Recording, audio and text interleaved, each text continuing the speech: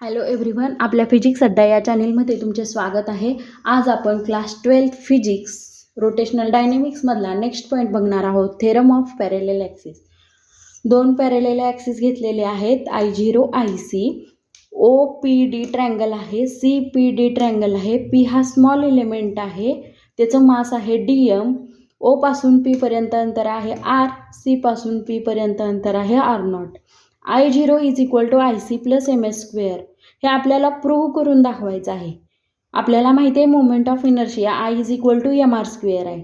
आता आपण O आणि C पॉईंटला असं लिहू शकतो, I0 is equal to integration of R square DM and IC is equal to integration R0 square DM. I0 काय आहे? Moment of inertia about any axis. I0 आला. OPची अंतर आहे, रेडियस आहे ती R आहे, त्यामुळे इंटिग्रेशन R स्क्वेअर घेतलं. आणि P हा स्मॉल एलिमेंट, DM मास आहे, त्यामुळं DM घेतलं. Same as it is IC is equal to integration R0 square. C ते P पर्यंतचे अंतर आहे, रेडियस आहे R0 स्क्वेअर, आणि P हा स्मॉल एलिमेंट ऑफ मास आहे, त्यामुळे DM घेतलं. ह्याला फर्स्ट अँड सेकंड इक्वेशन दिलं.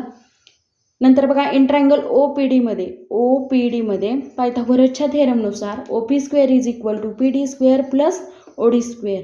आता OD स्क्वेअरची किंमत काय आहे? O ते C पर्यंत अंतर आहे H, C पासून D पर्यंत अंतर आहे X, म्हणजे H प्लस X येणार.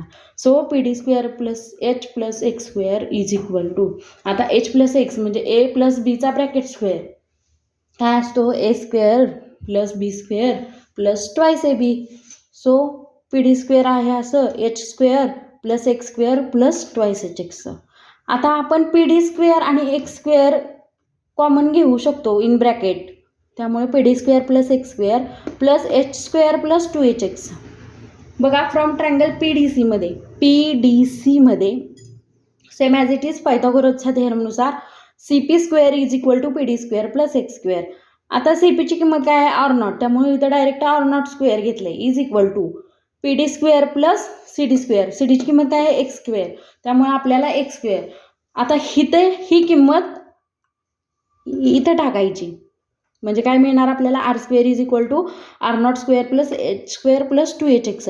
आता बोथ साईडला दोन्ही बाजूला इंटिग्रेशननं मल्टिप्लाय आणि DMनं मल्टिप्लाय करायचं.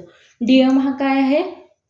स्मॉल एलिमेंट ऑफ मास आहे, त्यामुळं काय मिळणार? Integration R square DM is equal to integration R0 square DM plus integration H square DM plus integration 2HX DM.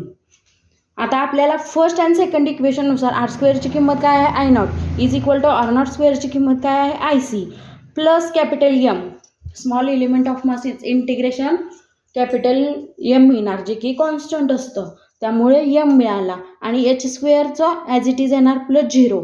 आता इंटिग्रेशन 2HX DMचं काय येणार आहे सांगा बरं? Integration 1x is equal to 1 असतो, पण सेंटर ऑफ मास काय असतो त्याचा?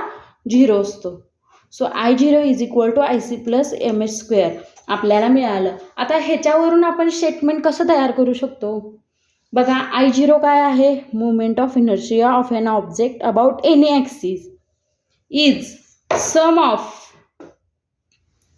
It's moment of inertia about an parallel axis passing through its centre of mass, म्हणजे IC आला, अँड प्रोडक्ट ऑफ मास म्हणजे M आला, अँड परपेंडिक्युलर डिस्टन्स स्क्वेअर म्हणजे H स्क्वेअर आला.